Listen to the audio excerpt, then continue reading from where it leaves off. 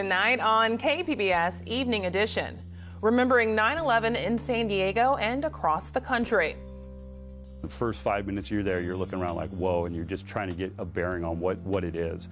And it was just, huge pieces of metal, bigger than, taller than us. A local firefighter who was part of the recovery tells KPBS about his experience. Plus, California lawmakers pass a landmark bill, its impact on the economy and jobs.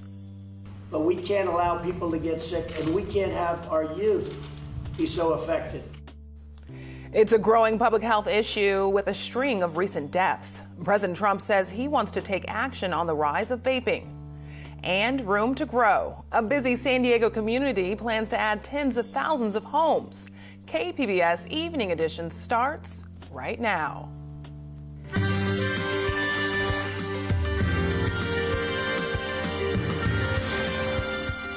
Good evening. It's Wednesday, September 11th. Thanks for joining us. I'm Ebone Monet. On this date, 18 years ago, the 9/11 attacks set the course for many of the conflicts we continue to face. In a moment, we'll show you national and local remembrances. We start with KPBS reporter Matt Hoffman, who talked with one of 9/11's first responders. As soon as I saw the collapse, every firefighter will tell you they're thinking one thing. A lot of firefighters just died. John Wood was part of a team from San Diego that was called on to look for survivors. So we were on a search and rescue mission. So our job was basically to go search a certain sector and make sure that, if we can find any signs of life. Wood and his team were there 6 days after the towers fell. There was a lot of missing people.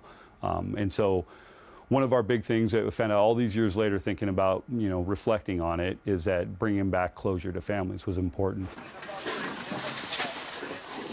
There's no room for emotion on those type of missions, so we turn it off again. Now, obviously, it's personalized. I mean, imagine having one of your brothers and sisters, maybe ones you hadn't met, but they're in there.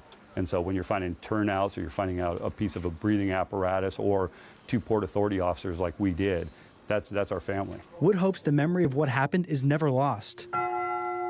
One of the big things that I always look at is we will never forget, right? So seeing the interviews, the stair climbs, the education of our children, seeing all that happen is so very important. That looks like a second plane has just hit. This is the police cruiser that responded to the 9/11 attacks. If you take a look at it, it's here on display at the San Diego Air and Space Museum. It was badly damaged when debris fell from those towers when they collapsed. You can see the windows were broken, the front bumper came off, and the exhibit also includes some debris that was collected from Ground Zero. Now, you have a chance to come check this out yourself. This exhibit is on permanent display. Matt Hoffman, KPBS News. Among the local observances, a ceremony this afternoon on board the USS Midway. It was an emotional event. Those in attendance included firefighters from San Diego and National City, as well as representatives from the New York City Fire Department.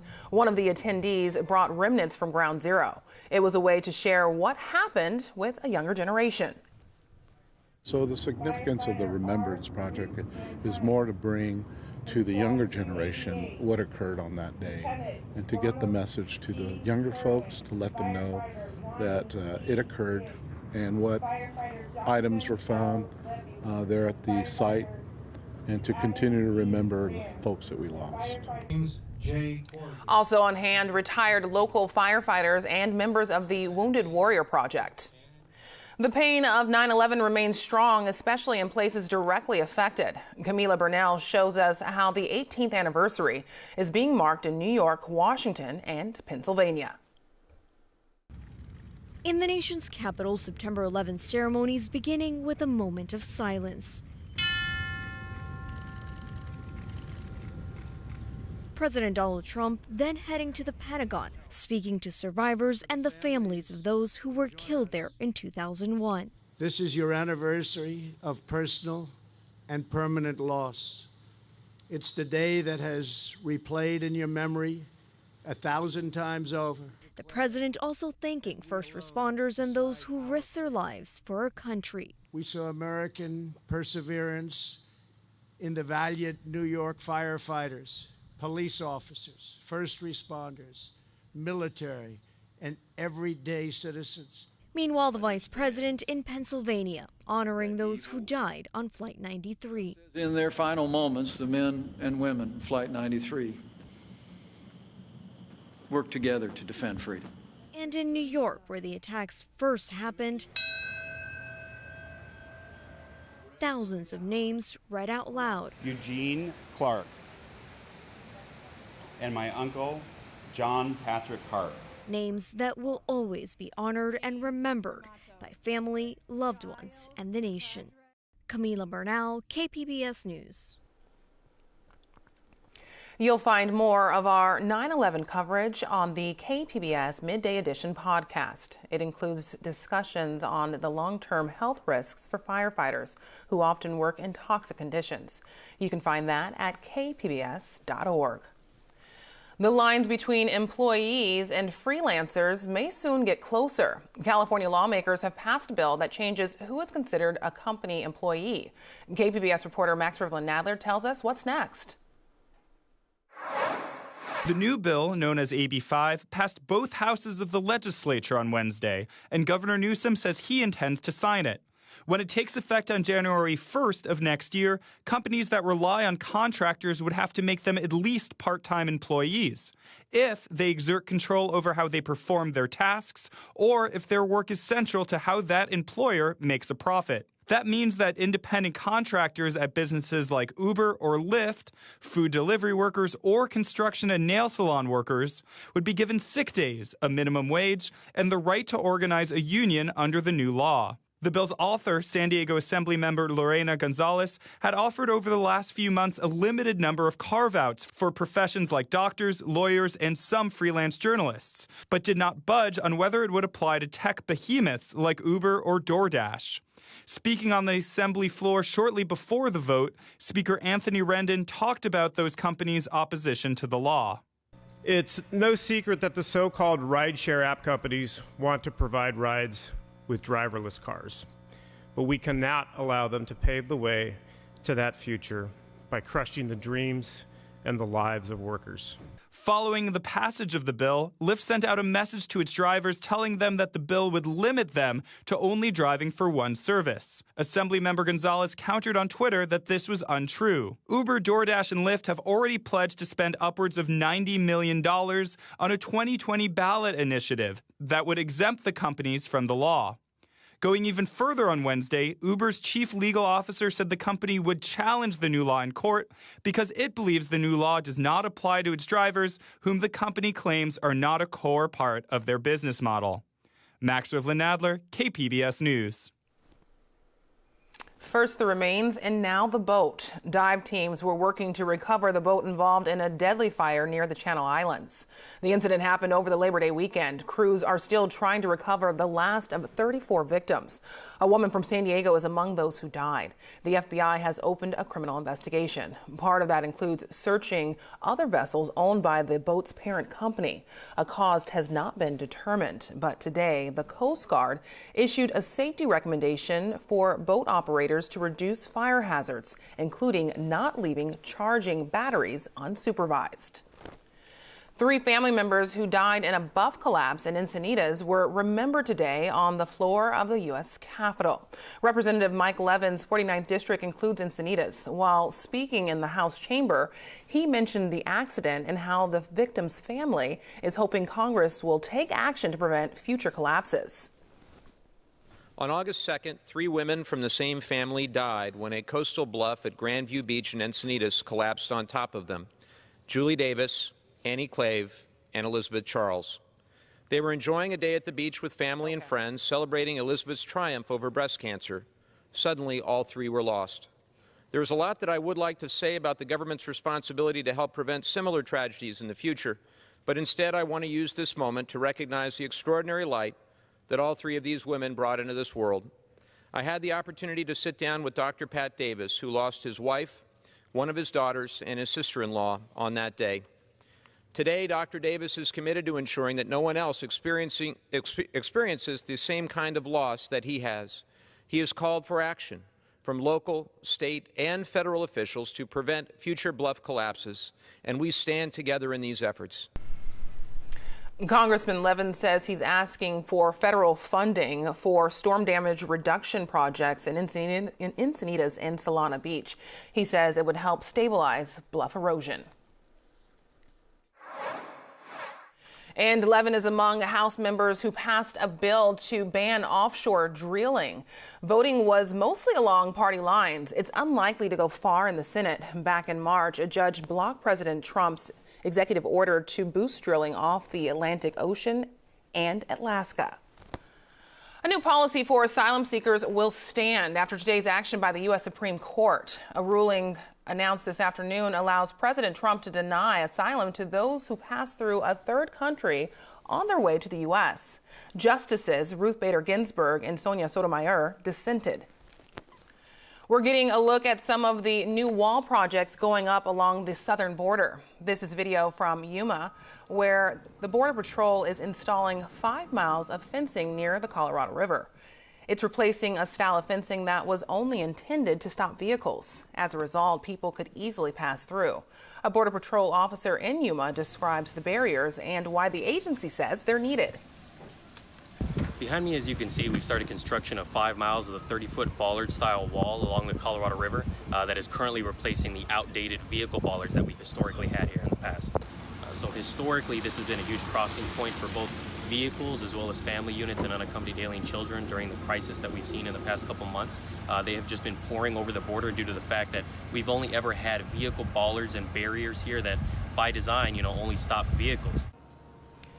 The project in Yuma will be complete by the end of the year. This week, the Trump administration said it's seen a significant drop in the number of people arrested for illegal crossings. That includes the percentage of crossers who are traveling as families.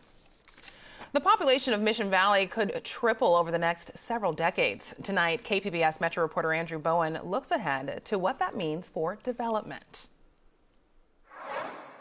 The Mission Valley Community Plan update allows higher density housing near public transit stops. The neighborhood often suffers from traffic congestion and isn't very walkable. The new plan includes improvements to pedestrian and bike infrastructure and aims to allow more people who work in Mission Valley to also live there.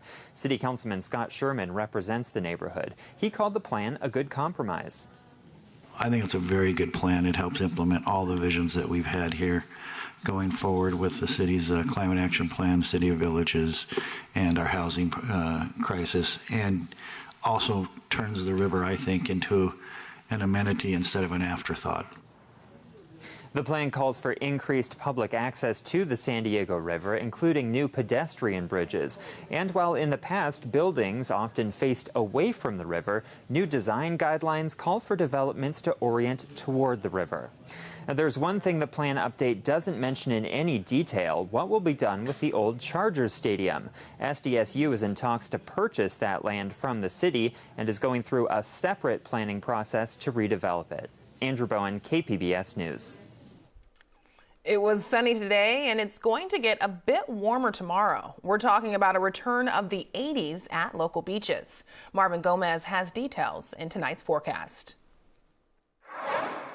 Happy Wednesday, everyone. Hope you're having a great day. I'm AccuWeather's Marvin Gomez, and as we take a look at our satellite and radar during the last couple of hours, not a whole lot to talk about. We've been clear and quiet for the most part, and that's how the weather pattern has been across much of the southwest. As we take you towards the Four Corner regions there, we've been seeing a couple of showers, but overall across Southern California, we've been quiet and we've been dry. As far as conditions go into tonight across the metro area, 66 degrees will be the low with partly cloudy conditions, and the rest of the region staying very similar. 61 along Oceanside heading towards Borrego Springs, 71 the low tonight. Mount Laguna 54, and for tomorrow, well, sunshine will return for all of us here across San Diego County, and temperatures are going to be in San Diego near 78, Chula Vista 78 as well, Mount Laguna 75, Borrego Springs triple digits as we take you a little bit inland. As far as conditions go into our Thursday, well, overall, that dip in the jet stream finally is leaving, and we're not only going to have sunny conditions, but also warmer temperatures as we get closer to the weekend. For Friday, we are going to see that flow of a warmer air from the south. High pressure system will be sitting across the southwest, so we're definitely going to have a brighter weekend. Taking a look at your extended forecast along the coast, partly sunny skies for the next couple of days, a little bit bit sunnier heading into the weekend with temperatures in the mid-80s. As far as conditions go inland, overall, we are going to see temperatures climb to the mid-90s as we head into our Saturday, and that's going to be the case along the desert as well. 108 for the high heading into Saturday, and also across the mountains, temperatures will be increasing. 75 for Thursday, Friday heading into the 80s with mostly sunny conditions, and then Saturday will be in the low 80s once again. For KPBS News, I'm AccuWeather's Marvin Gomez. Back to you. This next story contains information that may be disturbing to some viewers. It's about a UC San Diego economist who's using economic incentives to stop female genital mutilation in parts of Africa. But others in the field question if the study could do more harm than good. Earlier today, I spoke to iNews Source investigative reporter Gio Castellano about this report. Jill, welcome. Thank you. So for your latest report, you analyze a study by a UC San Diego researcher. Tell us about it. So the researcher's name is Yuri Gnizzi. He's a UC San Diego economist, and his work has been lauded all around the world. He studies economic incentives and how they can change behavior. And in fact, one of the authors of the famous book Freakonomics called him a genius. But in the past few years, he's narrowed in on this topic that he's really interested in, which is female genital mutilation. It's practiced around the world, but he's specifically interested in studying it in this small ethnic minority community in Kenya called the Maasai. What happens is, and this might be hard to hear, that these girls as young as 10 years old get their clitorises cut with a razor or another sharp object without anesthesia. It can lead to lifelong pain, real difficulty in childbirth, psychological trauma, and other issues. And part of what Gnizzi has said is he considers this a real human rights violation. It's considered a rite of passage in this community, but it is problematic because there's no benefit to it, and it's only done as a way to keep the women in line in this patriarchal society. So Gnizzi did this proposal because he wants to offer economic incentives. He wants to pay for these girls' tuition in the Maasai community, and he hopes that as a result they will not get this female genital mutilation. So since he's tackling an issue of human rights, what's the problem with the study? Right, it's a really noble cause, but as you start to dig into the details, you realize that there are some serious ethical concerns here. And that's not only me saying that, but the research review board at the university has rejected this study many times, and ethics experts we spoke to also raised serious concerns. One of those is just that it seems really naive that this San Diego researcher, this white, elite professor, could come into this small ethnic minority community and change a practice by offering money to them that's been entrenched in their culture for hundreds and hundreds of years. In fact, there are concerns that this could actually do more harm than good. If these girls don't undergo this female genital mutilation, they could very likely be ostracized from their community, their families, their friends. They're going to be shunned. They probably won't be able to marry, and there's no way to deal with that. There are other serious concerns about this too. Like, this is an illegal practice, which means it's really hard to study.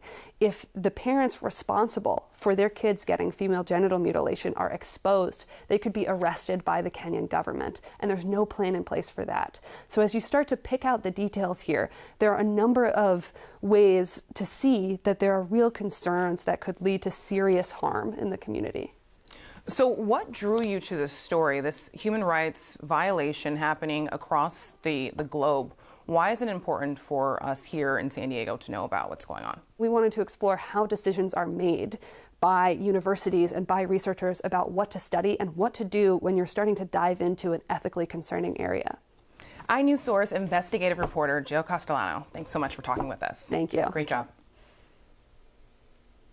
iNews Source is an independently funded nonprofit partner of KPBS.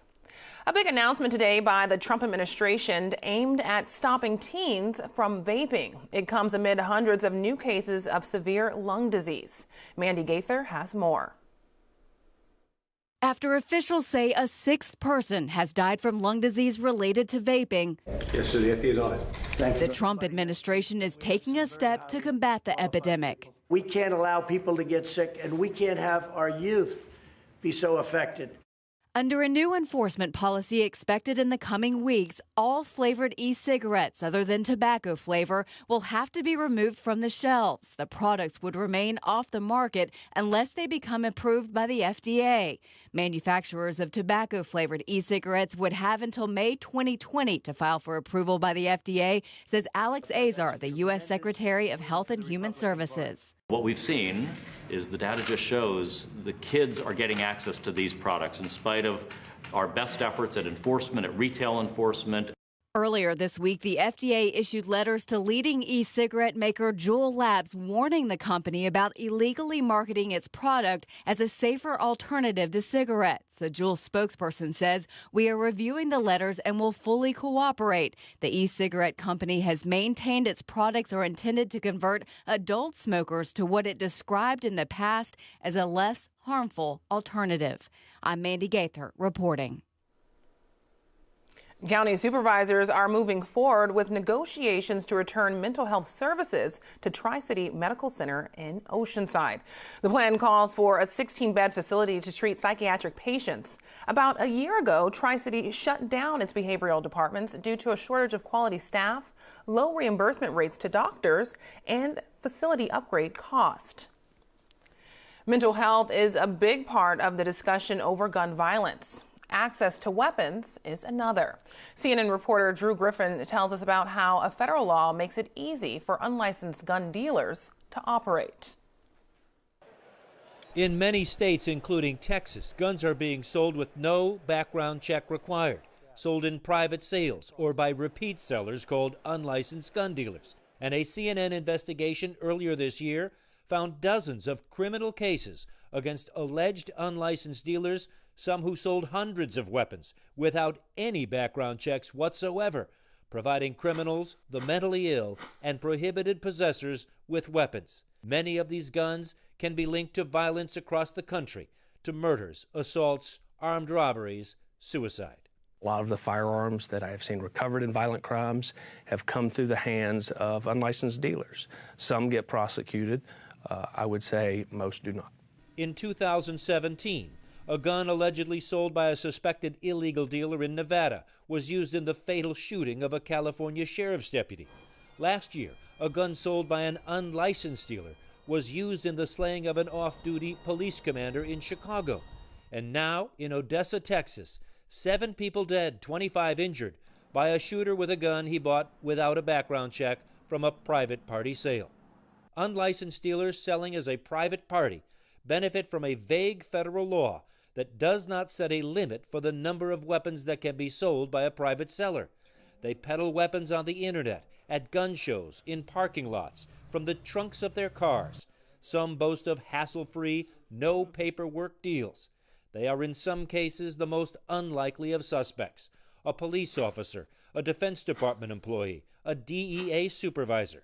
Members of a prominent farming family in Washington sold guns for years without background checks. Dozens of the guns traced to crimes on the West Coast, including the 2014 shooting of Tarek Asladi, a budding engineer whose career was cut short. And by the time I ducked and tried to run away, the second shot caught me from the back. There are plenty of critics who say universal background checks would not have prevented most of America's mass killings and will not stop criminals from buying guns illegally. But even legal purchases for guns from private sellers do not require background checks, which makes it easy for anyone to get their hands on a powerful weapon. In 2005, 14 years ago, we produced this story showing just how easy it is in Texas for anyone to even buy this gun without a background check. It is a .50 caliber rifle, a weapon of war, used by special forces to kill at a range of nearly 2,000 yards, with .50 caliber bullets so powerful they can pierce a 1-inch steel plate. That's where it went in. We found it for sale by a private seller on the internet, set up a meeting, and bought it at a suburban home in Houston. The transaction took 20 minutes. Since the time we purchased this weapon, with no background check required, there have been 3 U.S. presidents, 8 Congresses, 2 Texas governors, and though some states have passed laws to ban the sale of the .50 caliber rifle, in Texas, nothing has changed. Criminals, drug dealers, the mentally ill can buy guns through private party sales, no questions asked. Why? U.S. Representative Peter King, a New York Republican, says his colleagues fear the NRA, who have spread fear, he says, that even a common-sense universal background check threatens the Second Amendment. We're not trying to take anybody's gun away unless you're a person with mental illness, unless you're a convicted felon. And yet there's a fear among, certainly within the Republican Party, that any attempt to regulate the sale of guns, the possession of guns, violates the Second Amendment and is the first step towards taking everyone's gun away. A universal background check will not stop all mass killings and will not stop criminals from buying guns illegally, but it will close the loophole on these unlicensed dealers selling guns by the hundreds without any background checks because of a very vague federal law. Drew Griffin, CNN, Atlanta.